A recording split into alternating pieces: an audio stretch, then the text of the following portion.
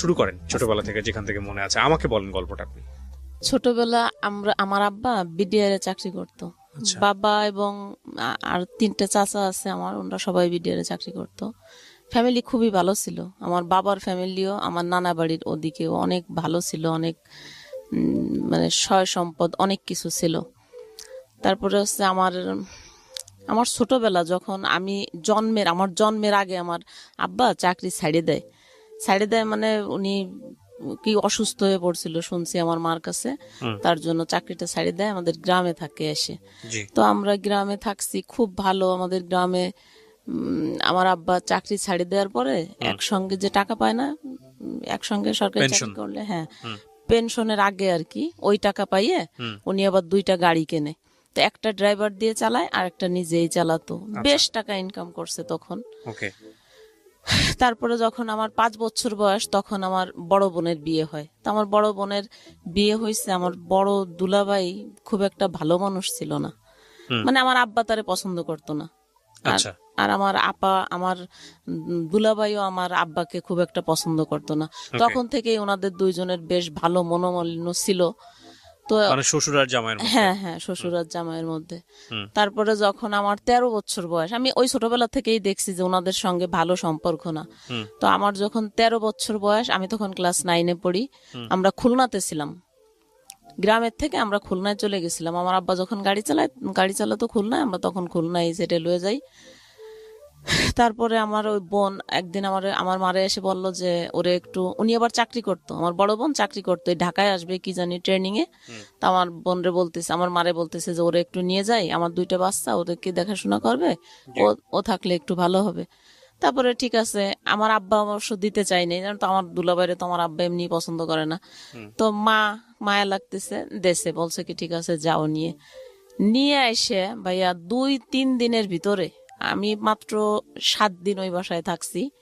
তো ওই 7 দিনের ভিতরে উনি আমার বিয়ে ঠিক করে ফেলে। আমি কিছুই জানি না, আমি কিচ্ছু জানি এই না। বিয়েটা কে ঠিক করে, বাবা? না না, তাহলে? আমার ভগ্নিপতি, আমার আপনার বোন। পরিবার পারমিশন ছাড়া বিয়ে ঠিক করে কিভাবে? মানে হ্যাঁ, এই তো। ওনার বাসায় নিয়ে আসছে, নিয়ে এসে হ্যাঁ, এই কাজটা ওনার করছে? বাসায় নিয়ে আসছে, আমারে বলছে যে আমার বোন নাকি ঢাকায় আসবে ট্রেনিং এ চাকরির জন্য। আমার বোন নিজেই গেছে খুলনায় আমাদের বাসায় আর কি। যাই মারেও কথা বলার পরে মা আমাদের দেশে আসলাম। আসার পরে 7 দিন থাকছি। এই 7 দিনের ভিতরে আমার বিয়ে ঠিক করে ফেলছে। বিয়ে ঠিক করছে এমন একটা লোকের সঙ্গে যার মা নাই, বাবা নাই, ছোটকাল থেকে রাস্তাঘাটে মানুষ হয়েছে, ঘর নাই, বাড়ি নাই, মানে কিছু নাই তার। আর সবচেয়ে বড় কথা হচ্ছে নেশাগ্রস্ত। এই কথাটা কিন্তু আমার আপা এবং দুলাভাই দুইজনেই জানতো যে সে নেশা করে বা তার এরকম কিছুই নাই। তাও আমার দিয়ে দিল, আমার কাছে একটু জিজ্ঞেসও করেনি। আপনার বয়স কত ছিল ওই আমার সময়? তখন 13 বছর বয়স। আপনার বাবা জীবিত, মা জীবিত, হ্যাঁ, এদের অনুমতি ছাড়াই? হ্যাঁ, তাদের অনুমতি ছাড়াই। মানে আমার বোন আমাদের সংসারে পুরো গার্জিয়ান ছিল, নেতাগিরি করতো খালি, মানে খুব মাতুব্বরি করতো আমাদের সংসারে। ওকে, তারপর? তারপরে তো আমার ওইভাবে আমিও জানতাম না যে আমার বিয়ে। আমি দেখি কি বাজার সাজার করতেছে, খুব আয়োজন। তারপরে আমার আপার একটা ননদ হয়, চাচাতো ননদ, ও আইসা আমারে বলতেছে, কয় তোর না বিয়ে জানিস। আমি ওদের কাছে জিজ্ঞেস করি কি ব্যাপার, এদের বাড়ি এত আয়োজন কেন, কি সমস্যা? কয় কি কোনো সমস্যা না, তোমার বিয়ে। আমি বলছি কোথায়, কবে, কার সাথে, কি বিয়ে? তারপরে আমার বোন তো মানে খুব ভয় পাইতাম ওনারে, বড় বোন রে খুব ভয় পাইছি। কোনো কথা ওনার সামনে বলার মতো সাহস আমার না, শুধু আমার ফ্যামিলিতেই কারোর ছিল না। তারপরে আর যখন আমার বিয়ে হয় তখন আবার আমার আব্বা অসুস্থ হয়ে পড়ছিল, প্যারালাইজড, এক সাইড বাতিল হয়ে গেছিল। তো আব্বা তখন অসুস্থ, আর উনি তখন সংসারের গার্জিয়ান। তারপরে বিয়ে, এখন ওনার মধ্যে তো কথা বলার কোনো সাহস নাই, ঠিক আছে যা করতেছে করুক। তারপরে বিয়ে দিয়ে দিল ওইভাবে। বিয়ে দিয়ে ভাইয়া একটা ঘর ভাড়া নিয়ে দেশে, সেই ঘর শুধু 4টে বেড়া, আর কিছু নাই তার ভিতরে। আপনার বাবা জানতো না ওই সময়টাতে যে আপনার বিয়ে না দিচ্ছে? না না না, আমার বাবা জানছে অনেক পরে, আমার বিয়ের প্রায় 15 দিন পরে আমার মা বাবা জানছে। তারপর? সবাই, আমার ফ্যামিলির সবাই জানছে যে বিয়ে দিয়ে দিচ্ছে। তারপরে এখন আমি ঘুমাবো কিভাবে, রাত্রেবেলা নিয়ে গেছে। আমি যাই দেখি আমার স্বামী যে উনি ঘরের ভিতরে ঘুমায় আছে, আর আমি পার কাছে সারা রাত বসে থাকলাম। উঠে আমার একটু জিজ্ঞাসা করলো না যে আমি কে, কোথা থেকে আসলাম বা কিছু কিছু না, সে ঘুমাচ্ছে। তারপরে আজান দিয়েছে ফজরের, আমি নামাজে গেছি। নামাজে যাই আমি আরেক ঘরে যেয়ে শুয়ে আছি। এটা হলো আমার আপার শ্বশুর বাড়ি, বসে প্রথম রাতটা কাটলো। আচ্ছা। পরের দিন আমাকে গোপালগঞ্জ শহরে একটা বাসা ভাড়া নিয়ে আসছে, ওইখানে থাকলাম। রাত্রেবেলা কিসে ঘুমাবো, পানি পিপাসায় জান বেরোয় যাচ্ছে, একটু কিছুতে পানি খাবো এরকম। তখন অ্যাভেলেবল কিন্তু বোতলও পাওয়া যেত না, পানির বোতল, সে অনেক আগের কথা। 89 সালে আমার বিয়ে হয়েছে। হুম। তারপরে একটা চাপ কল ছিল, ওই কলের থেকে হাত দিয়ে যায় পানি খাইতাম। আর রাত্রেবেলা ঘুমালাম কিসে, একটা মাদুরও নাই, একটা বালিশ নাই, তো গাড় থেকে একটা ওন্না তাই বিছাইয়ে মাটিতে ওইভাবে ঘুমাই থাকলাম। এরকম 7 দিন থাকলাম ওই বাসায়। 7 দিন থাকার পরে আমার বোন আসছে, আইসে আমারে দেখে খুব কান্না টান্না করতেছে আমারে দেখে। মানে আমার চেহারা এমন হয়ে গেছে যে আমার চিনার উপায় নেই, মশায় আমার এরকম করছে যে কামড়ে টামড়ে আমার মনে হচ্ছে আমি মরে যাবো, এরকম অবস্থা। আর ওই লোকটার সঙ্গে বিয়ে দিয়েছে, ও আমার সঙ্গে তেমন কথা বলে না, ও সারাক্ষণ ওই নিশামেশা নিয়েই থাকে। আমি মরে কি গেলাম না, করতো, পেশায় কি করতো? ড্রাইভার ছিল, ড্রাইভার। বাসের ড্রাইভার। আচ্ছা। বিয়ে করছে, 2টা শাড়ি, একটা একটা আয়না, একটা চিরুনি, এইসব দিছে। তাও ওই মানুষের কাছ থেকে টাকা উঠাই টুঠাইয়ে এইভাবে। তারপরে আর তখন তো আর ফোন ছিল না যে আমি আমার মা বাবার সঙ্গে যোগাযোগ করব কিভাবে, কোনো ফোন ছিল না। আর আমারে কি করতো, দিনের বেলা ঘরের ভিতরে তালা মারি থুয়ে যাতো গাড়ি চালাইতে, রাত্রে 9টা 10টার দিকে আসে, তখন তালা খুলতো। কি বলেন, আর বাসায় কেউ ছিল না? হ্যাঁ, অন্য অন্য ভাড়াটেরা থাকতো, ওদের ধারণা ছিল যে আমি চলে যাবো, ওইরকম একটা ছেলের সঙ্গে আমি থাকবো না। এই জন্য সে তালা মেরে যেত। এই জন্য তালা মেরে রাখতো। এইভাবে 11 মাস রাখছে আমার এরকম তালা বন্ধ করে। আর আমার আপা মাঝে মাঝে যায় দেখে আসতো আমারে। তারপরে 11 মাস ওইরকম ভাবে আমি থাকলাম। এর ভিতরে আমার মা বাবা যখন জানলো যে আমার এরকম বিয়ে দিয়ে দিয়েছে, 15 দিন পরে জানছে, 1-1.5 মাস পরে আমার মা আর আমার আব্বা আমার বাসায় আসছে আমার দেখার জন্য। দেখে আর কি করবে, তখন তো আমার আব্বাও অসুস্থ, এক সাইড পড়ে গেছে, হাঁটতে চলতে অনেক কষ্ট হয়, আমার মারে নিয়ে আসছে। তো দেখে আর কি করবে, ঠিক আছে যা হবার হয়েছে। কিন্তু আমার আব্বা ওনার একদমই পছন্দ করে নেই। আমার আব্বা ছিল খুবই অন্যরকম মানুষ, খুবই ভালো মানুষ ছিলেন। তারপরে পছন্দ না করলেও এখন আমারে তারপরে আমার মা বুঝাইছে যে থাক, কপালে যা ছিল হয়েছে, যাই যা হোক মাইনে নে, কি করবি আর। তারপরে মাইনে নিলাম। এরকম আস্তে আস্তে এক একদিন গাড়ি চালায় আসে, একটা হাতে ভাতের হাঁড়ি কিনি, একটা কড়াই কিনি, এরকম করে করে কিছু কিছু জিনিসপত্র কিনলাম, 2টা বালিশ, একটা কাঁথা, এরকম কিনে টিনে কোনো মতে সংসার করতেছি। এর ভিতরে আমার বোন এসে আমারে বলতেছে যে এই জায়গায় আর থাকা লাগবে না, ওনার শ্বশুর বাড়ি আমারে নিয়ে যাবে। ওনার শ্বশুর বাড়ি, ওনাদের একটা কাচারি ঘর আছে, ওই ঘরে নিয়ে আমারে রাখবে। তারপরে ঠিক আছে। ওর আমার স্বামী আমার আপার কথা ছাড়া চুল পরিমাণও এদিক ওদিক যাইতো না, সে যা বলতো উনি তাই শুনতো। সে যে বলছে যে আমার বাসায় যাইতে হবে, ঠিক আছে চলো, নিয়ে গেছে। ওইখানে রইছি, সারাদিন গাড়ি চালাতো। তখন খুব বেশি টাকা পেতো না, 175 টাকা 100 টাকা এরকম বেতন পাইছে। তাতে তো অনেক আগের কথা, তাতে সংসার চলেও আমরা কিছু কিছু টাকা জমাইছি। এইভাবে বেশ কিছুদিন ওনার কাছে থাকছি, কিন্তু আমার কাছে 1 টাকাও দেয়নি কখনো। ওই যে খাইতে টাইতে যা লাগছে, বাজার টাজার আনছে, আর যা টাকা জমছে সব আমার বোনের কাছে। তো এরকম করতে করতে আমার প্রথম একটা ছেলে হলো, ছেলেটা মারা গেল। তারপরে আরেকটা ছেলে যখন হবে, আমার মনে হয় 6 থেকে 7 মাস হবে পেটে, তখন আমার বিয়ের 1 বছর পরে আমার আব্বা মারা গেল। আমার আব্বা মারা যাওয়ার পরে তো আমার বড় ভাই আর আমার মেজো ভাই, আমার যে বড় 2টা ভাই, আমরা তো 5 ভাই বোন, আমার বড় 2টা ভাই আর বোন একটা, তারপরে আমি, আমার পরে আরেকটা ভাই। তো এই যে আমার বড় 2টা ভাই, এই 2 ভাই মিলে, মেজোটা একটু কম, বড়টা বেশি, আমাদের যা কিছু ছিল সংসারের, টাকা পয়সা, ধন সম্পদ, গাড়ি বাড়ি, সবকিছু তছনছ বেচে কিনে, মানে কি যে করছে সে নিজেও আমরা জানি না কেউ। অথচ এই যে বাড়ি বিক্রি করছে, গাড়ি বিক্রি করছে, সব টাকার ভাগ কিন্তু আমার মেজো ভাই, আমার বড় ভাই, আমার বড় আপা, আমার বড় বোন, এরা সবাই পাইছে, এদেরকে দেছে। কিন্তু আমারে আর আমার ছোট ভাইরে কিচ্ছু দেয়নি। আমার বাবা তো তখন নাই। কে দেয়নি এটা? আমার বড় ভাই 2 জন, যে আমার বড় বোন, এই 3 ভাই বোনে মিলে আমাদের যত সম্পদ ছিল সব নষ্ট করছে, বড় ভাই বেশি করছে, বড় বোন বেশি না, বাড়িটা শুধু বড় বোন বিক্রি করছে। আর গ্রামে ধানের জমি থাকে না, এই জমি ছিল অনেক, আমাদের প্রায় 30 বিঘার মতো, এইগুলো সব আমার ভাই বিক্রি করছে। তো তখন এক পর্যায়ে আমাদের সংসার এমন অবস্থা যে এখন আমার মা না খেয়ে মারা যায়, এরকম পরিস্থিতি হয়ে গেল। আমার 3টে ভাই থাকতে, আমার ছোট ভাইটা তখন ছোট, ও কোথায় গেছে, ও হারাই গেছে, ওরে খুঁজেও পায় না কেউ। তারপরে এরকম করতে করতে আমার বড় বোন গ্রামে অনেক টাকার দিনা হয়ে গেল, আচ্ছা। অনেক টাকার দিনা হয়ে গেছে। তখন আমার ছেলেটা পেটে, বাচ্চা হবে, আমি তো ওনার বাড়িতেই থাকি। তো উনি আমারে বলতেছে কি যে ওনার স্বামী আবার তখন চিটাগাং থাকতো, বলে কি আমি চিটাগাং চলে যাব, আমি অনেক টাকার দিনা হয়েছি, এখন এই সবাই দিনাদাররা খুব চাপ দিচ্ছে, আমি আর এখানে থাকতে পারবো না, তো তুই এখন কি ব্যবস্থা করবি কর, কোথায় যাবি কি করবি কর। তখন আমি কি অবস্থা, আমি মানে দিশাহারা হয়ে গেছি, আমি কি করব এখন, আমার এই অবস্থা। আমার বোন গেছে নভেম্বরের 25 তারিখে, ডিসেম্বরের 4 তারিখে আমার ছেলে হয়েছে, তাহলে বোঝেন 9 দিন পরে তখন আমার অবস্থা কিরকম।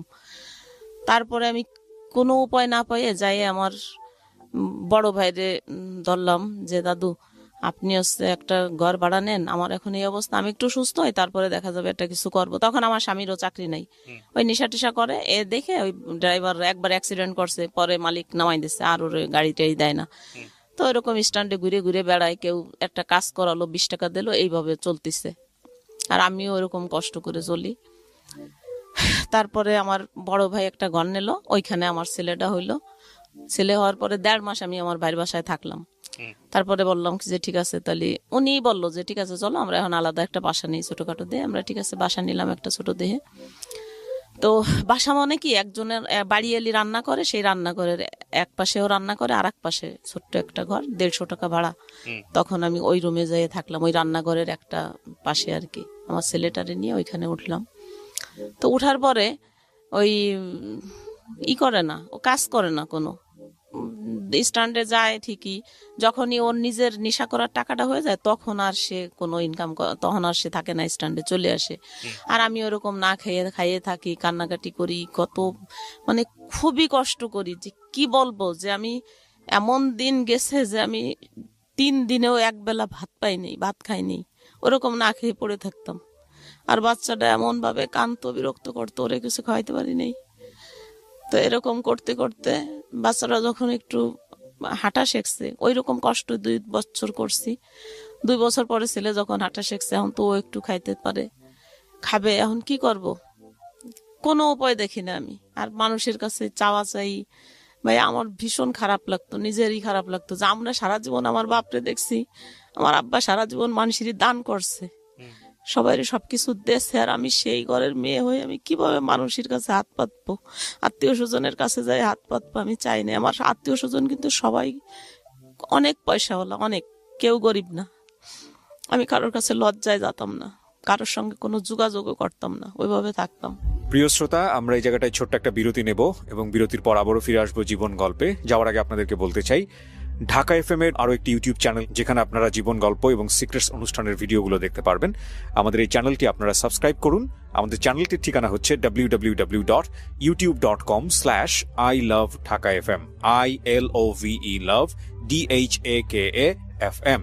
চ্যানেলটিতে গিয়ে আপনারা সাবস্ক্রাইব করুন। আমার এই অনুষ্ঠানগুলোতে যদি আপনি অংশগ্রহণ করতে চান, আমাদেরকে ফোন করবেন। আমাদের ফোন নাম্বারটি হচ্ছে 09611904904। আমি আবারও বলছি 09611904904। ওকে, ছোট্ট একটা বিরতি। জীবন গল্প,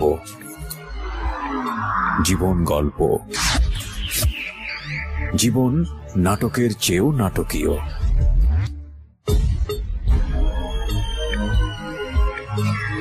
জীবন গল্প।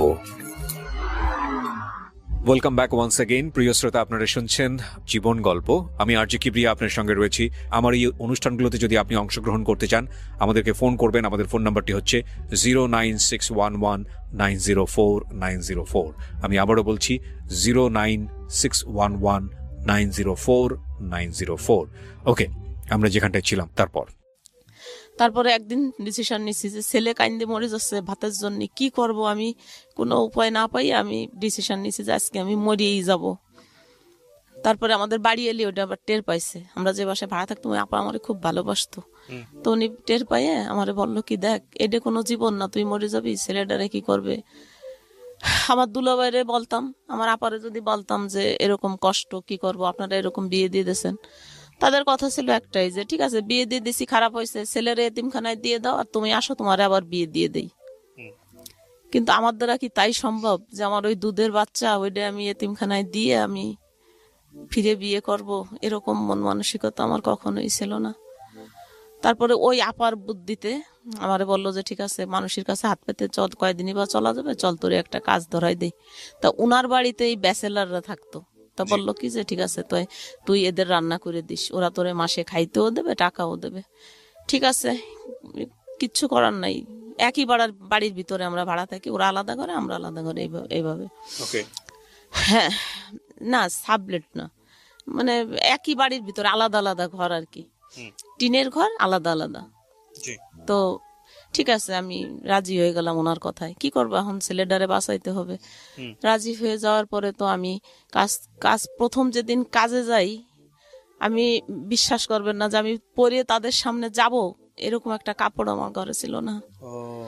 আমি একটা পেটিকোট আমার খুব ভালোভাবে মনে আছে যে আমি নেভি ব্লু কালারের একটা পেটিকোট সাদা কাপড় দিয়ে 7টা তালি মারছি, তাই শুধু আমি কি পরে পিটাকে ভিতরে কাজে যাব। তারপরে ওই বাড়ি এলি আপারে বললাম, উনি একটা পুরন কাপড় আমাদের দেশে ওঠে পরে গেছি কাজে। ভিতরে মানে পুরুষ মানুষের সামনে যাই কিভাবে কাজ করব, 10 বার আগাইছি আর 20 বার পিছ হয়ে আইছি, পারতেছি না ওদের সামনে যাই কাজ করতে। তারপরেও বাচ্চার বয়স কত তখন? 3 বছর। 3 বছর, একটা তো মারাই গেছে। হ্যাঁ, প্রথম ছেলেটা মারা গেছে। হাজবেন্ড তখন কি করে, কিছু করে? কিচ্ছু করে না, ঘরে বসে থাকে। ওরে আমি পা ধরে কাঁদছিলাম ভাইয়া, বলছিলাম কি দেখো আমি তোমার কাছে মাছ মাংস খাইতে চাই না, শুধু একটু আলু একটু লবণ দিও, তাই দিয়ে আমি খাইয়ে ঘরে থাকবো, তবু আমি পুরুষ মানুষের ভিতরে কাজ করতে যাইতে পারবো না।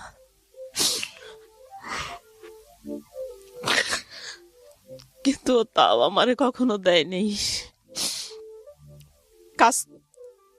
কাজ করে খাইছি, ঘর ভাড়া দিছি, বাচ্চারে মানুষ করছি, ছেলেটারে স্কুলে ভর্তি করছি, লেখাপড়ায় এত ভালো ছিল। ওর যখন ও প্রথম ক্লাস 5-এ ট্যালেন্ট ফুলে বৃত্তি পাইছে, কিন্তু কোনো প্রাইভেট দিতে পারি নাই, 5 পর্যন্ত আমিই পড়াইছি, আমি এসএসসি পরীক্ষা দেয়নি, 9 পর্যন্ত পড়ছি। তারপরে তো ভাবলাম যে আমার তো এইটা করেই বাঁচতে হবে, ছেলেরে মানুষ করতে হবে, তখন আমার ওই একটাই লক্ষ্য যে আমার ছেলে মানুষ করতে হবে। ছেলের যখন 5 বছর বয়স তখন আমি আবার বাচ্চা কনসেপ্ট করি। এখন ওই বাচ্চা আমি রাখতে চাই নাই, ভাবছি কি না ও নষ্ট করে ফেলবো, কিন্তু আসলে যারা আল্লাহ দুনিয়ায় পাঠাবে তারা শত চেষ্টা করলেও, পরে ডাক্তারের কাছে গেলাম, ডাক্তার বলে কি যে না, একটা বাচ্চা মারা গেছে আর একটা ছেলে, এবার যা হয় হোক, তারপরে আর নিয়েন না। ঠিক আছে, সেইভাবে থাকলাম। এরপর একটা মেয়ে হলো আমার, ছেলের 5 বছরের ছোট মেয়ে। এখন তো 2টা বাচ্চা, 2টা নিয়েই আমি কাজ করি, খাই, ওদেরকে লেখাপড়া করাই। এরকম করে আমি 90 সালের থেকে কাজ শুরু করে 2005 সাল পর্যন্ত, কয় বছর হয় এই কয় বছর আমার ঠিক খেয়াল নাই, এই কয় বছর আমি এক জায়গাতেই, ওই যে আমার বাড়িয়ালি আপা যে কাজ দিয়ে দিয়েছে ঠিক ওইখানেই, ওই এক জায়গায় আমি কাজ করি। আর ওদেরকে আমার বাড়িয়ালি আপা বলে দিয়েছিল যে দেখেন ও আমার খুব পরিচিত, আমার বোনের মতো, ও অনেক ভদ্র বংশের একটা সন্তান, শুধু বাচ্চা দুটোরে মানুষ করার জন্য আপনাদের এখানে কাজে আইছে, কিন্তু ওর যাতে কোনো অসম্মান না হয় আপনারা সেই দিকে একটু খেয়াল রাখেন। তা সত্যিও ওদের আমি ধন্যবাদ জানাই যে না, ওরা আমার সঙ্গে কখনোই কোনো খারাপ বিহেভ করেনি, কখনো না, সবসময় সম্মান করছে। ওরা নিজেরা তাস খেলতো ঘরে, আমি যেতাম সঙ্গে সঙ্গে বন্ধ করে দিছে।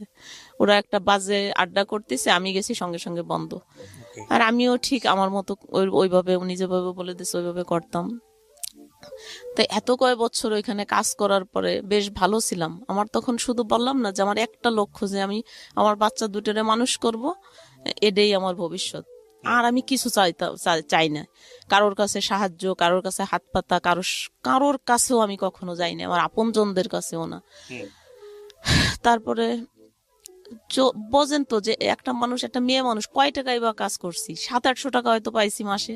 ওর ভিতর দিয়ে আমি ওদেরকে প্রাইভেট পড়াইছি, নিজে ভাত রান্না করে ওদের ওই ভাতের যে মারটা হয় ওইটা আমি খাই আসতাম। আর যে কটা ভাত আমি ভাগে পাইছি, আমার 2 বেলা খাইতে দিত, 1 বেলা দিত না।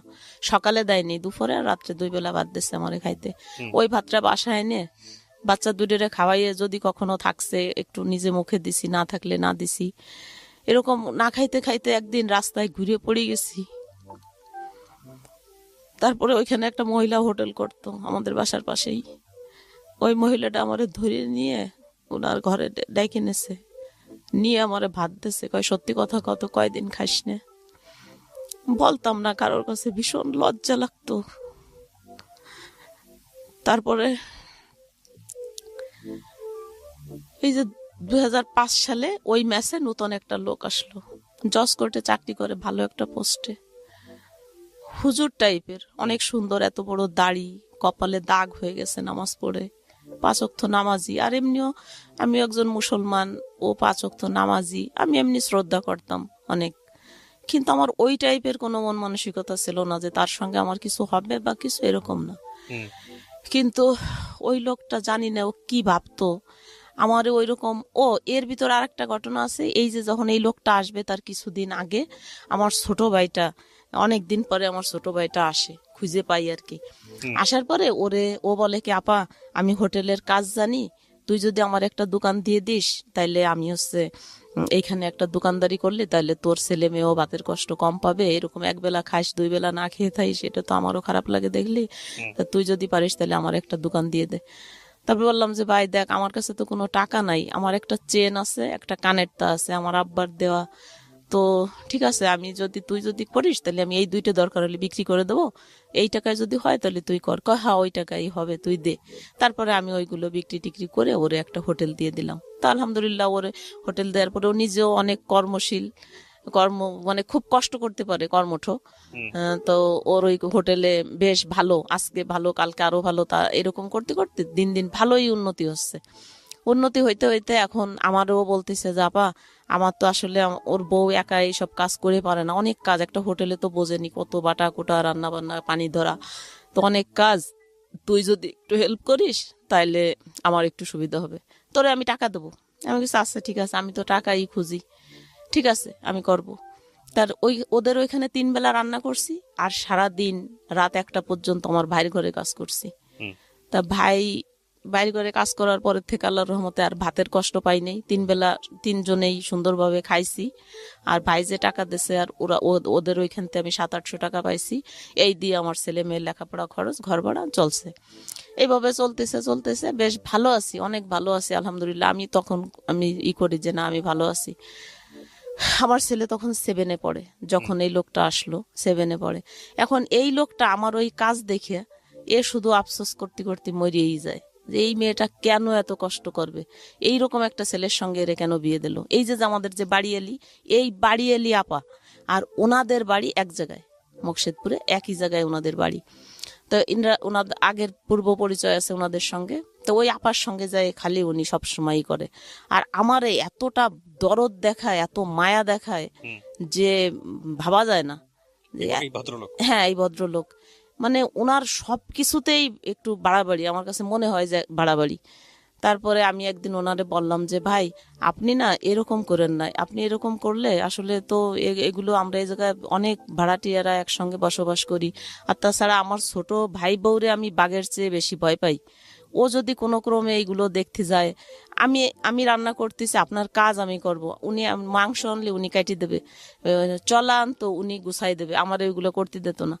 তা আমি বলছি কেন এরকম করবেন কিসের জন্য, এরকম করলে তো আসলে আমার এই জায়গায় কাজ করা হবে না, আর আমি কাজ না করলে তো আমার বাচ্চা 2 না খেয়ে মারা যাবে, তা আপনি এরকম করেন না। কিন্তু না, সে আমার কোনো কথাই শুনতো না, সে ওই রকমই করতো। তারপরে হঠাৎ একদিন আমারে প্রস্তাব দিছে, আমারে বিয়ে করবে সে। বিয়ে করবে। আমি মানে অবাক হয়ে গেছি, কি কয় আমারে বিয়ে করবে মানে কেন? আমি কি বলছি কারোর কাছে? আমার স্বামী আছে এখনো, সেটাই। স্বামী যেরকমই হোক তবুও তো আমার সঙ্গে আছে সে, সে তো আমার ছাড়ি যায়নি, আমিও তারে ছাড়ি নেই, একসঙ্গে আছি। ওরকম স্বামী, ওই স্বামী দিয়ে কি করে? যে 1 টাকা ইনকাম করে দেয় না, রাতের পর রাত বাইরে থাকে, সারাদিন থাকে না, এরকম মানে অনেক বিভিন্ন দেখায় যে এরকম স্বামী ওরকম স্বামী। আমি বলছি থাক, আল্লাহ যা লাগছে কপালে তাই হয়েছে। তবুও আমি কোনোদিনও, আর মেয়েদের দ্বিতীয় বিয়ে কেন জানি আমার খুব ঘৃণা লাগতো, আমার খুবই খারাপ লাগতো, এটা আমি কখনো করব না। আর আমার যদি সেই ধরনের মন মানসিকতা থাকতো তাহলে তো আমি বিয়ের বাচ্চাও হতো না, বিয়ের 1 মাস পরেই আমি চলে যাইতে পারতাম। কিন্তু আমার তো এরকম মন মানসিকতা না, যে ঠিক আছে আল্লাহ আমার কপালে যা লাগছে আমি তাই নিয়েই থাকবো, এরকম।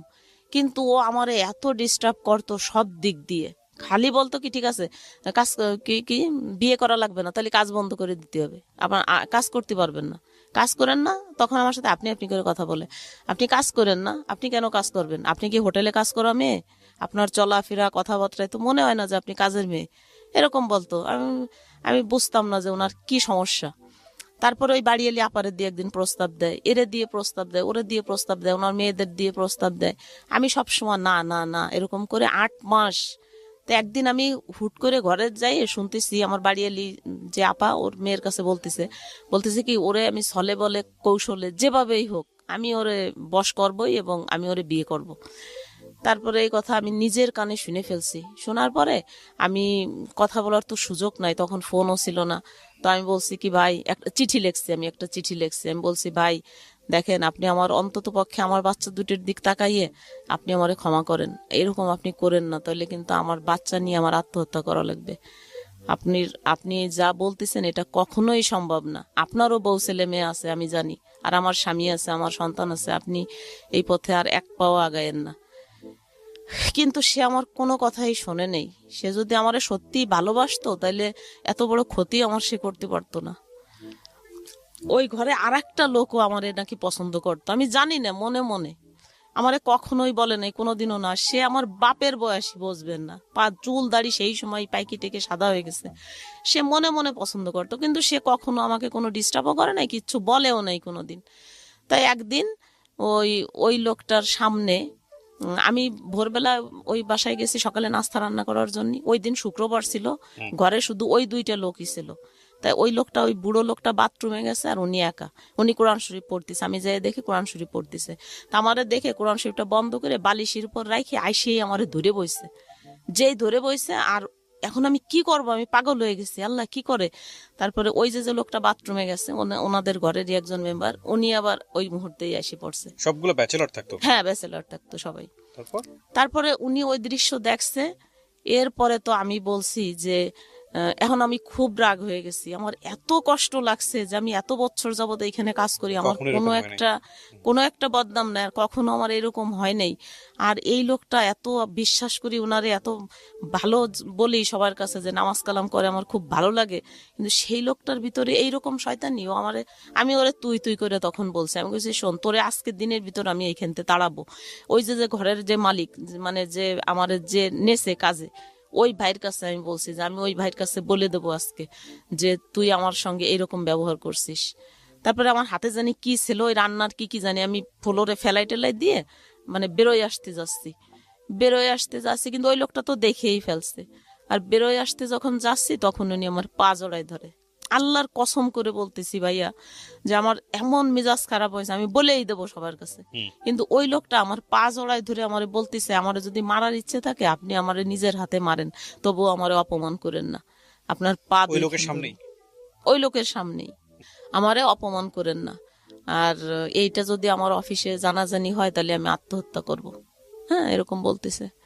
প্রিয় শ্রোতা, আমরা এই জায়গাটায় ছোট্ট একটা বিরতি নেব এবং বিরতির পর আবারও ফিরে আসবো জীবন গল্পে। যাওয়ার আগে আপনাদেরকে বলতে চাই, ঢাকা এফএম এর আরো একটি ইউটিউব চ্যানেল যেখানে আপনারা জীবন গল্প এবং সিক্রেটস অনুষ্ঠানের ভিডিওগুলো দেখতে পারবেন। আমাদের এই চ্যানেলটি আপনারা সাবস্ক্রাইব করুন। আমাদের চ্যানেলটির ঠিকানা হচ্ছে www.youtube.com/ilovedhakafm ILOVE love DHAKAFM। চ্যানেলটিতে গিয়ে আপনারা সাবস্ক্রাইব করুন। আমার এই অনুষ্ঠানগুলোতে যদি আপনি অংশগ্রহণ করতে চান আমাদেরকে ফোন করবেন। আমাদের ফোন নাম্বারটি হচ্ছে 09611904904। আমি আবারও বলছি 09611904904। ওকে, ছোট্ট একটা বিরতি। জীবন গল্প, জীবন গল্প, জীবন নাটকের চেয়েও নাটকীয়।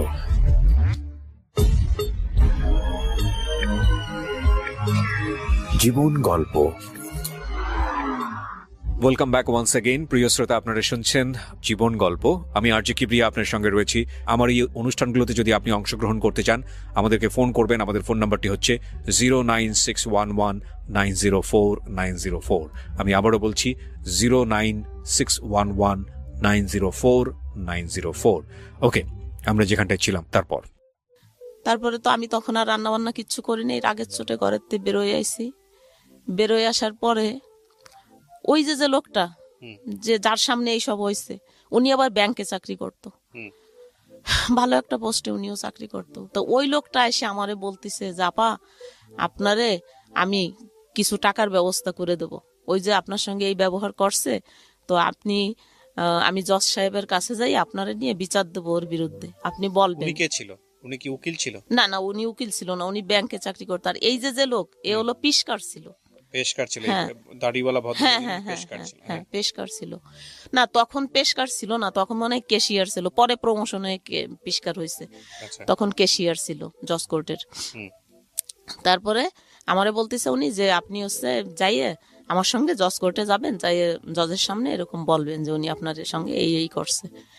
কিন্তু আমি আমার মারে যেয়ে বলছি কথাগুলো, যে মা আমি আমি সামলাতে পারিনি, যে আমার স্বামী যদি আজকে ভালো হতো তাইলে তো আর আমি ওই ঘরে কাজ করতে যাইতাম না, এই ঘটনার জন্ম হতো, আর এই ঘটনারও জন্ম হতো না। আমি খুব কান্না করতেছি ঘরে যাইয়ে, আমার মার সামনে আমার মারে বলছি সবকিছু।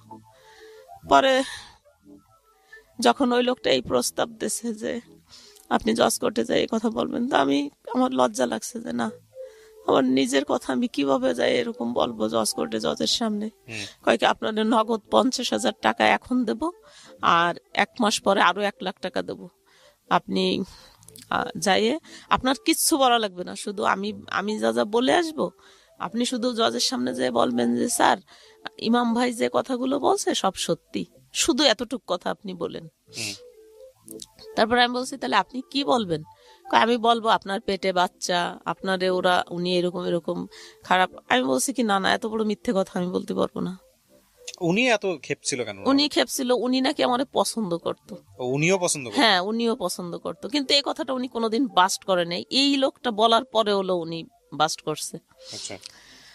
তারপরে ওই লোকটারও কিভাবে পছন্দ করে আমার আমি বুঝি না। সে আমার বাপের বয়সী, তার আমার চেয়েও বড় ছেলে মেয়ে আছে, জামাই নাতি পুতা সব আছে, তারপরে সে এইগুলো কিভাবে ভাবে আমি বুঝি না। তারপর আমি অনেক শ্রদ্ধা করতাম লোকটারে, আমার বাবার হিসাবে দেখতাম এরকম।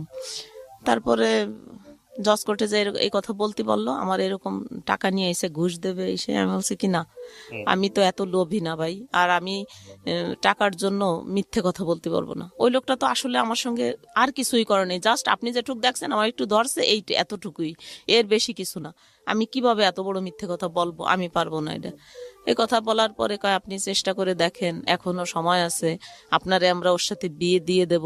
আমি বলছি না, আমি তো ওর সাথে বিয়ে করবো না, তো আপনি কি বিয়ে দেবেন?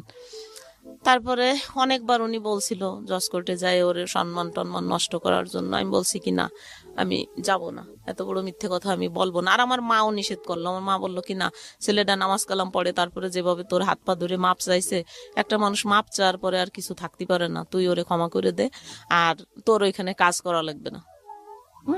এই কথা বললো। তুই আমার ছোট ভাইয়ের কথা বললো যে তুই ওর ঘরে করতেছিস, ওইখানেই কর।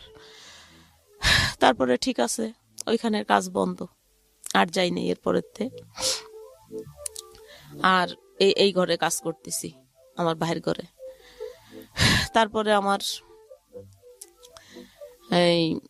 ওই যে জিনিসটা আমি ওই উনারে অনেকবার বলছিলাম, ওই ব্যাংকার বাইটারে, যে ভাই দেখেন, আপনার হাতে পায়ে ধরি আমি, আপনি এই কথাগুলো আমার আর কারোর কাছে বলেন না, যা হবার তা তো হয়েছে, আমি তো আপনাদের এখানে কাজ ছাড়িয়ে চলেই যাচ্ছি, তাহলে তো ওর সঙ্গে আমি তো আর জীবন আপনার ঘরের দরজায়ও আসবো না, তাহলে তো আর আমার কিছু বলতে পারবে না। তো কিন্তু থাকে, এই জিনিসটা চাপা থাক, এটা বলার দরকার নেই, আমার ছেলে মেয়েরা এখন বড় হয়েছে। তারপরে উনি কিন্তু আমার সেই কথাটা শোনে নেই। উনি যাইয়ে আমার ভাই ভাবি মানে বাড়ির যত লোক ছিল সবার কাছে উনি এই কথাটা বলে দিছে। ওহো। ভাইয়া বিশ্বাস করেন যে আমার তো এখানে কোনো দোষ ছিল না, তাই না? তো আমি ওইখানের কাজটা তো ছাড়িয়েই দিয়ে আসলাম। আমার শেষ আশ্রয় আমার ভাইয়ের ঘর।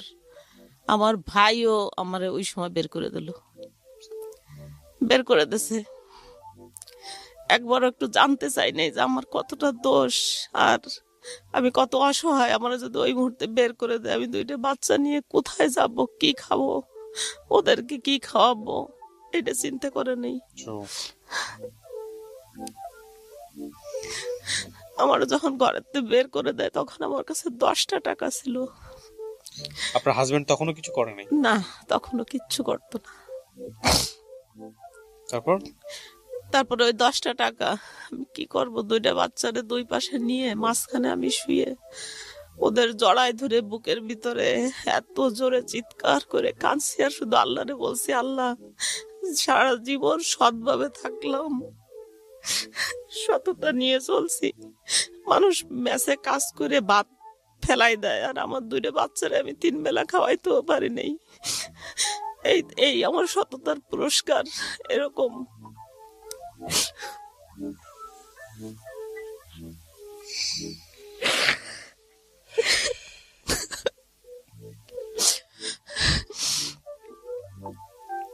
খুব দুঃখজনক। তারপরে ওই 10টা টাকা দিয়ে 5 টাকা দামের পাউরুটি পাওয়া যেত তখন। ভাবছি 2টা পাউরুটি একসঙ্গে কিনলি তো 5 টাকা শেষ হয়ে গেলে আর 5 টাকা দিয়ে কি কর। তারপরে একটা পাউরুটি কিনে ওকে 2 ভাই বোনরে খাওয়াইছি রাত্রে। সকালবেলা কি করব, ওই 5 টাকা ছিল, ওই 5 টাকাও শেষ, সকালে খাওয়াইছি, আর কিছু নাই। তারপরে ওই বাড়িয়ারির ঘরে একবেলা চাইছি, দেখ আমার ছেলে মেয়ে 2 ক্ষুধায় মরে যাচ্ছে, ওদের দিকে আমি তাকাতে পারি না, নিজের পেটেও তো ক্ষুধা, কি করবো? মানে তখন আমি কোনো উপায় পাই না, আমি কি করব এখন? ওই লোকটার কি হইলো? হ্যাঁ, ওই লোকটা তখন ওই রকমই আছে। তারপরে যখন এরকম, তখন ওই বাড়িয়ালির কাছে আমি যাই, রাত্রিবেলা কাঁদছি অনেক, আপা আমি এখন কি করব, আমার ভাই তোমার বাইর করে দিছে, ঘৃণায় আমার মুখই দেখবে না। কয় কি, যখন বদনাম শোনার দিন ছিল বিয়ের আগে বা বিয়ের পরে, তখন জীবনে কোনোদিন কিছু শুনি নেই, আর এখন এই বয়সে 2টে ছেলে মেয়ে, ছেলে ক্লাস 7-এ পড়ে, এখন এই কি কথা, মানে এই ওরা সহ্য করতে পারিনি। তোরা আগে করিস নাই কেন? আগে কত তোরে আমরা বলছি যে বিয়ে দেবো, তুই কখনো রাজি হইস নি, আর এখন এই বয়সে এইরকম ছেলে মেয়ে বড় হয়ে গেছে, এখন এগুলো কি শুনলাম? এই হলো ওর ঘৃণা আমার ভাইয়ের। আমার ভাইও খুব নামাজ কালাম করে, এগুলোও পছন্দ করে না।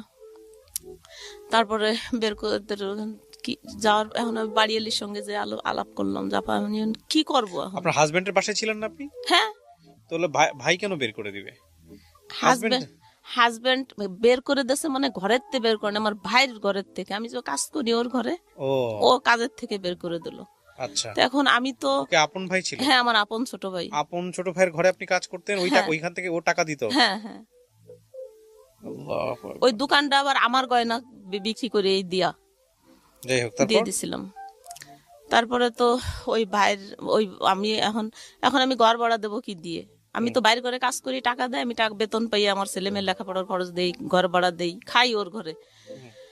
তো আর ওই যে কাজটা, ওটা তো ওই গ্যাঞ্জামের পরে আমি এমনিতেই নিজের থেকে এই শাড়ি দিয়ে চলে আসলাম, যে ভাই যা দেবে ওতেই চলবে, আমি তারপরে আমি এই জায়গায় অসৎ ভাবে এই জায়গা থাকবো না, এই অসৎ লোকের কাছে, এরকম ভাবে চলে আসলাম।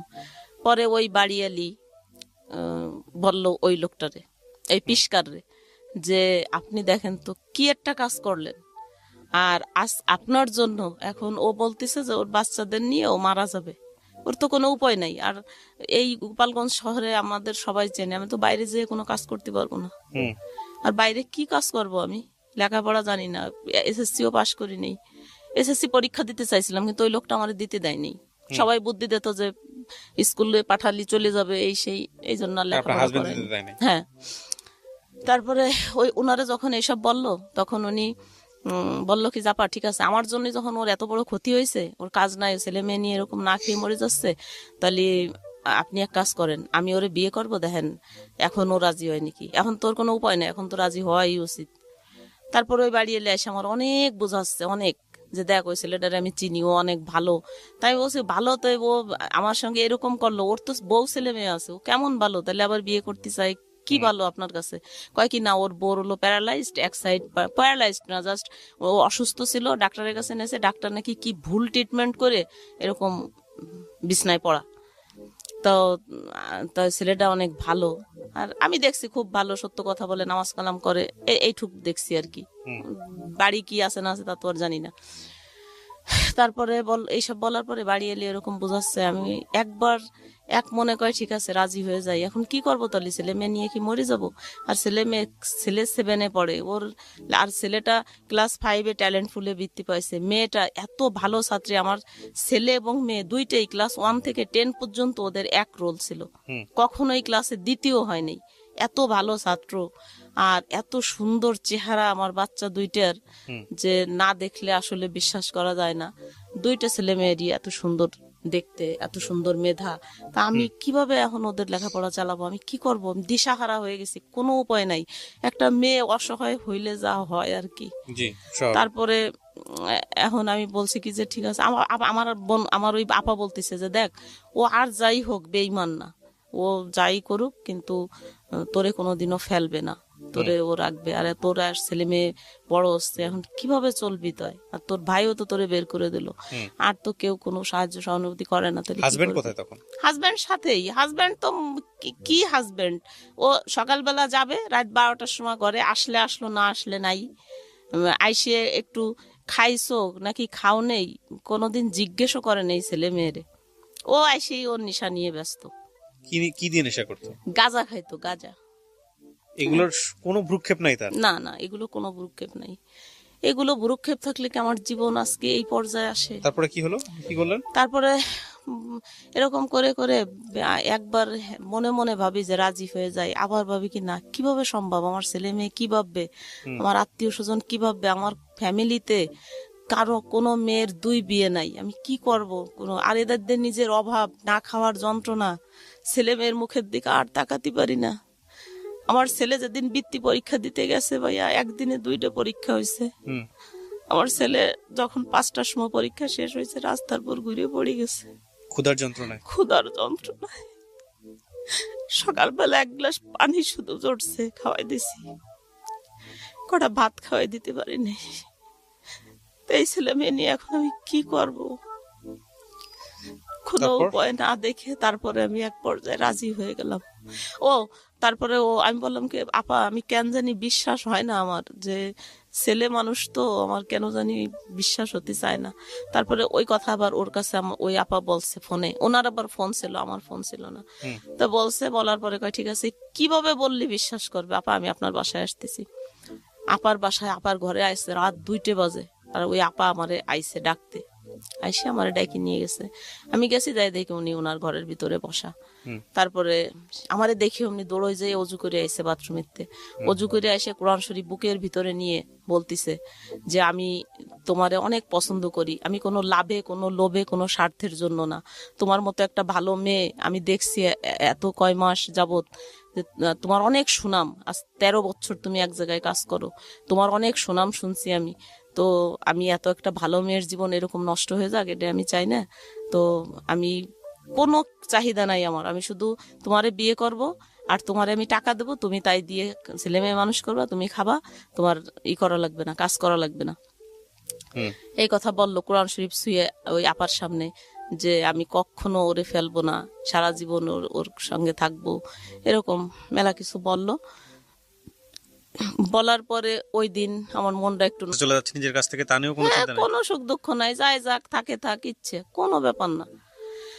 তারপরে ডিভোর্স দেওয়ার পরে আমারে বললো যে ঠিক আছে, তাহলে এখন তো আর বিয়ে করা যাচ্ছে না, 3 মাস 13 দিন হবে। তারপরে তখন আমি চলে গেলাম আমার বোনের বাসায়। বোনের বাসায় যে 3 মাস থাকলাম, 4 মাস থাকলাম। 4 মাস পরে আসার পরে বিয়ে হলো ওর সঙ্গে। বিয়ে হওয়ার পরে আমি 6 বছর এই বিয়ে হওয়ার পরেই আমারে আবার বললো কি যে, আমি বললাম যে না, আমার ছেলে মেয়েরে ওর কামাই দিয়ে আমি মানুষ করব কেন, আমার সে বিয়ে করছে, আমার দায়িত্ব সে নিতে পারে, কিন্তু তাই বলে তো আমার ছেলে মেয়ে না। তারপরে আমি ঢাকায় চলে আসি। ঢাকায় এসে একটা ছোটখাটো একটা চাকরি নিছি। যাই হোক, সে মালিকটা ম্যাডাম খুবই ভালো মানুষ ছিল, আমাকে অনেক সাহায্য করছে। তার সাহায্যে আমার ছেলে এসএসসি ফার্স্ট ডিভিশনে মানে A+ পেয়ে পাশ করে। তারপরে এই ঢাকা কলেজে তারে ভর্তি করি। মাশাআল্লাহ। এখান থেকে ইন্টার পাস করলো, অনার্সে ভর্তি করলাম এই জগন্নাথ বিশ্ববিদ্যালয়। তারপর ওই লোকটা আমাকে মানে, ভাইয়া আপনি ভাবতেও পারবে না যে একটা মানুষ অভিনয় কতদিন করতে পারে। 13 বছর আমার সঙ্গে সংসার করছে, 13 বছর, 1-2 দিন না। এই ভদ্রলোক হ্যাঁ, এই 13 বছরের ভিতরে আমি একদিনও, আমি না শুধু, আমার ফ্যামিলিতে তো অনেক শিক্ষিত মানুষও আছে, অনেক ভালো মানুষও আছে, অনেক বয়স্ক মানুষ আছে, সবাই তো জানতো, আমার ফ্যামিলির আস্তে আস্তে সবাই জেনে গেছিল বিষয়টা। তো কেউই কোনোদিন বুঝতে পারেনি, সবাই বলতো যে না, ওর মতো মানুষ হয় না, ও যে কাজ করছে এটা মানে একেবারে স্বয়ং আল্লাহর সন্তুষ্টির কাজ করে ফেলছে, মানে খুব বড় কিছু করে ফেলছে। তারপরে এরকম ভালোবাসতো আমারে, যা আমি কোনোদিন কোনো ছবিতে, সিনেমায়, গল্প উপন্যাসেও পড়িনি যে মানুষ এতটা ভালোবাসতে পারে, যে এত ভালোবাসতো আর এইরকম খেয়াল করতো আমার। তো আমি চাকরি করে আমার ছেলে মেয়ের খরচ দিতাম, আর ও আমার সম্পূর্ণ করতেন আপনি? খরচ। আমি এইখানে একটা অফিসের পিয়ন পোস্টে আমি ছেলে মেয়ে বলতে চাকরি আপনার করছি। ছেলে মেয়ে কয়জন ছিল? 2টা, একটা ছেলে একটা মেয়ে। মেয়েটাকে কি করলেন? ছেলেটা বড়, মেয়েটা ছোট। মেয়েটারে আমার বোনের বাসায় রাখছিলাম। আচ্ছা, আমার বোন তখন সিলেট চাকরি করতো, আমার দুলাভাই ব্যাংকে চাকরি করে, ওই সিলেটে ছিল, আমার বোনের বাসায় রাখে। আপনি অভিনয় কেন বলতেছেন এই সেকেন্ড যাকে বিয়ে করলেন? কি না হয়েছে? মানে বুঝতেই পারিনি কখনো যে সে আমার সঙ্গে অভিনয় করতেছে। আমি ভাবতাম যে সব সত্যি, সবাই ভাবতো, শুধু আমি একা না। 13 বছর সংসার করার পরে 2019 সালে এসে আমরা একদিন বেড়াইতে গেছি আমার মামার বাসায় নোয়াপাড়া। বেড়াতে যাওয়ার পরে আসার পরের থেকেই আমার একদিন ফোন দিয়ে বলতেছে, আমার সংসারের সবাই এই সত্য জিনিসটা জানি গেছে, তোমার সঙ্গে আমার আর থাকা হবে না। তোমারে আল্লাহকে সাক্ষী রেখে তোমারে বিয়ে করছিলাম, আর আল্লাহকে সাক্ষী রেখেই তোমাকে বাদ দিয়ে দিলাম। এক কথাতেই? এক কথাতেই। কত বছর সংসার করার পরে? 13 বছর। তারপরে তো এইভাবে বাদ দিয়ে দিল। এরপরে আজ 4 বছর হয়ে গেছে, একটা ফোনও কোনোদিনও আর করে নেই, আর আমিও আর কোনো বাড়াবাড়ি করি নেই এটা নিয়ে। তারপরে আমার যে কাবিনটা দিছিল, 10 লাখ টাকা কাবিন করছিল, কাবিনের কফিটা ওই এনে দিছিল। পরে আমি ওই কাবিনের কফিটা নিয়ে, আমার কেউ বুদ্ধি দিয়েছে যে আপনি এভাবে হবে কেন, এটা করবেন কিসের জন্য, আপনি যে কেস করেন, এই করেন সেই করেন। তো আমারও খুব খারাপ লাগতো, অনেক খারাপ লাগতো যে আমি কি করব।